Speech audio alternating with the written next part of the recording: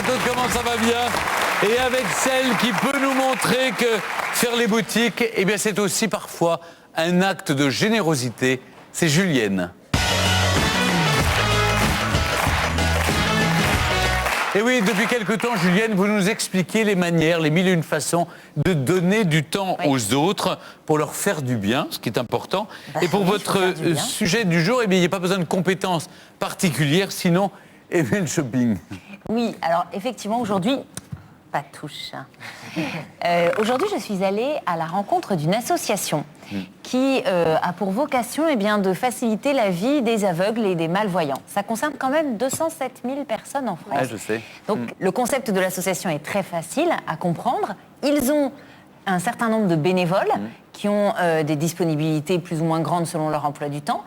Et en fait, quand un aveugle ou un malvoyant a besoin d'aller chez le médecin, de se rendre à la gare, de régler des papiers, voilà, de faire des choses pour lesquelles il a besoin d'avoir un voyant avec lui, il appelle l'association et l'association lui trouve quelqu'un de disponible à ce moment-là. Voilà. Et ce jour-là, c'était moi qui étais disponible pour accompagner Clémentine faire du shopping, justement. Regardez. Oh, que c'est joli, ça j'adore. Et puis la petite paillette dans la veste. Oh, c'est plein de subtilités les fringues en fait. Vous vous êtes jamais demandé comment les aveugles font pour faire du shopping? Moi je me suis posé la question et j'ai trouvé une association qui les aide et je l'ai testée pour vous aujourd'hui. Direction les Auxiliaires des aveugles, une association qui permet aux bénévoles d'accompagner des non-voyants dans leur vie quotidienne. Bonjour. Et les activités sont vraiment très variées, de la randonnée à la paperasse, des musées à la lecture. C'est selon les compétences des gens et selon leurs envies. Moi par exemple ce matin je faisais un peu de shopping et je me suis dit tiens ça doit pas être facile quand on est aveugle de choisir ses vêtements. Bien sûr. Je pourrais aider une aveugle comme ça Oui. à choisir ses petites robes d'été par exemple. Tout à fait. Je vois des couleurs, est-ce que ça leur va, ça leur va pas, etc. Enfin, Plus de 1000 bénévoles donnent un peu de temps à l'association. Pas obligé d'être étudiant ou retraité, si comme moi vous ne pouvez vous libérer que 2 heures de temps en temps, vous êtes aussi les bienvenus. Le tout c'est d'être motivé et d'avoir le goût du contact humain. Mais alors moi, j'ai jamais été en contact avec un aveugle. Donc est-ce qu'il y a un comportement particulier? il est essentiel que vous soyez parfaitement naturel. Certaines personnes s'imaginent qu'il faut éviter de dire voir, regarder ou parler des yeux. Non, il n'y a pas de raison de prendre une attitude de compassion ou de protection.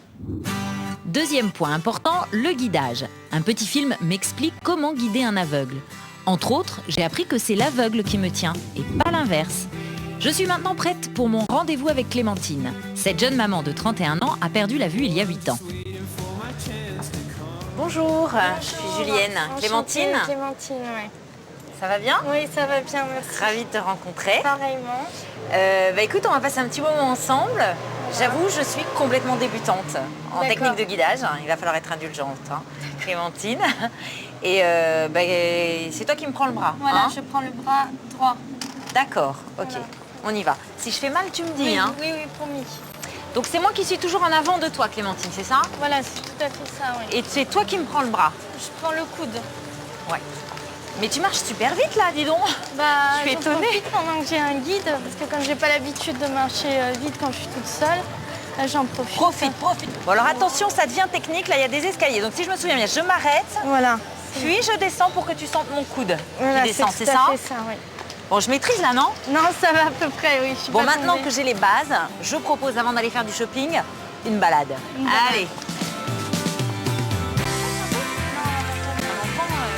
Alors oui, quand on ne voit pas, la rue c'est un peu un parcours du combattant. Mais ça ne nous empêche pas aussi de papoter avec Clémentine. Donc ta petite fille, ta petite Victoire, elle te fait des misères? Elle un me peu fait beaucoup de misère, Ah ouais. surtout à la maison. Allez, passons aux choses sérieuses. Notre objectif, c'est une petite robe tunique pour Clémentine. Belle chose, des couleurs. Pour réussir ma mission, l'important c'est de bien décrire les vêtements et surtout inviter Clémentine à les toucher. Comme ça, elle peut apprécier la matière et visualiser la robe. Et elle est jolie la couleur ou ça fait vraiment... Moi j'aime bien, mais c'est vraiment orange flashy. Ici, tu vois, c'est un t-shirt chauve-souris. En haut, tu as une partie en dentelle. Après une petite sélection, place maintenant aux essayages. Là, je te laisse te débrouiller. Alors, Ouais, ça va? c'est pas mal. Ce bleu avec le blanc, c'est chouette. Et là, on fait pas comme parfois avec ses copines. Avec un aveugle, on dit vraiment quand ça va pas. Non, je suis moins fan. Parce que toi, tu te sentais bien dedans? Oui. Mais bien sûr, je dis aussi quand ça va. Ouais, j'aime bien, moi, cette couleur. Qu'est-ce que t'en penses, toi?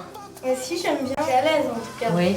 C'est ce que je préfère depuis le début. Ah bon, Oui, carrément. je trouve que t'es vraiment plus à ton avantage que dans l'autre, qui est finalement un peu tristoune. Tu vois, je trouve que l'autre te prenait la taille beaucoup plus haut et ça t'avantageait moins. Là, c'est plus fluide et c'est beaucoup mieux dans la silhouette. Il a l'air d'être sûr de son choix, donc c'est vrai que quand on trouve quelqu'un qui sait ce qui va, on a plus confiance en soi, on est plus rassuré.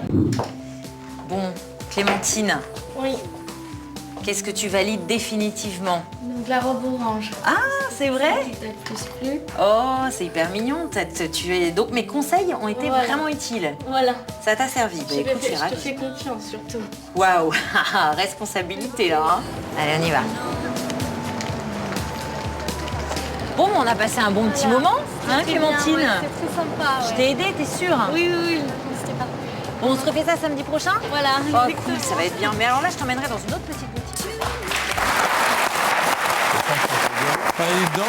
Alors, est-ce que vous savez, Julienne, si Clémentine, elle a aimé cette journée avec vous? Oui, alors on l'a eu au téléphone depuis et elle a trouvé que le fait effectivement qu'on lui décrive les textures, les vêtements, les couleurs, ben, ça l'avait beaucoup aidé. Elle avait passé un très très bon moment et qu'elle avait très envie de refaire ça bientôt. Voilà. Donc, Mais du coup, il y a un lien qui se crée avec Ouais, vous. tout à fait, parce Alors que- après, si vous avez moins de temps, c'est ça le problème aussi Non, mais effectivement, quand on est bénévole pour cette association, on ne va pas toujours retrouver les mêmes aveugles. Et elle, si elle retourne faire du shopping, ce ne sera pas forcément avec, Avec vous. avec D'accord. le même bénévole. Non, tout à fait. Et pourquoi je me suis posé une question, pourquoi elle garde sa canne blanche alors que vous lui guidez Alors vous la ça, c'est guidez une très avec bonne votre question, bras? Stéphane. Parce qu'en fait, la canne blanche, effectivement, une fois qu'elle a pris mon bras, lui sert plus à grand-chose. Si ce n'est à prévenir les personnes qu'elle croise qu'elle est aveugle, pour qu'ils soient un peu quand même plus délicats. Et Ouais. parce que si elle n'avait pas sa canne, les gens, se faire bousculer. elle pourrait se faire bousculer, etc. Mais ça l'aide pas aussi à sentir le. Pas tellement, non. Une fois les qu'elle est trous guidée, dans elle le n'en a sol plus et tout besoin. ça, ça va. Et alors, qu'est-ce qu'il faut avoir comme qualité pour être un bon auxiliaire d'aveugle? Alors, je pense qu'il faut être avant tout rassurant. Parce que ce sont des gens qui sont très vulnérables, parce qu'ils sont des proies faciles pour les personnes malveillantes et ils ont peur tout le temps.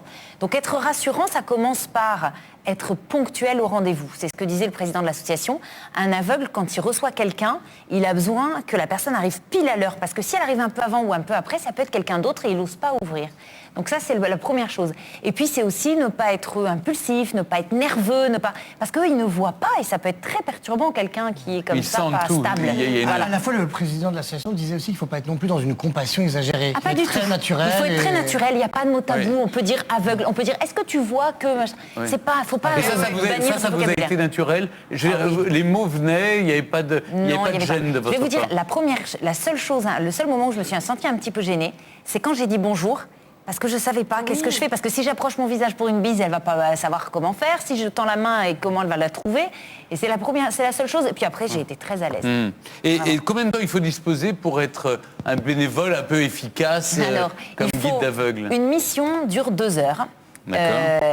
Plus le temps de trajet. Donc vous pouvez soit vous engager à faire une mission par semaine, soit une toutes les 15 jours, c'est déjà pas mal. Vous pouvez très bien dire, bah, moi je suis libre tous les jeudis matins.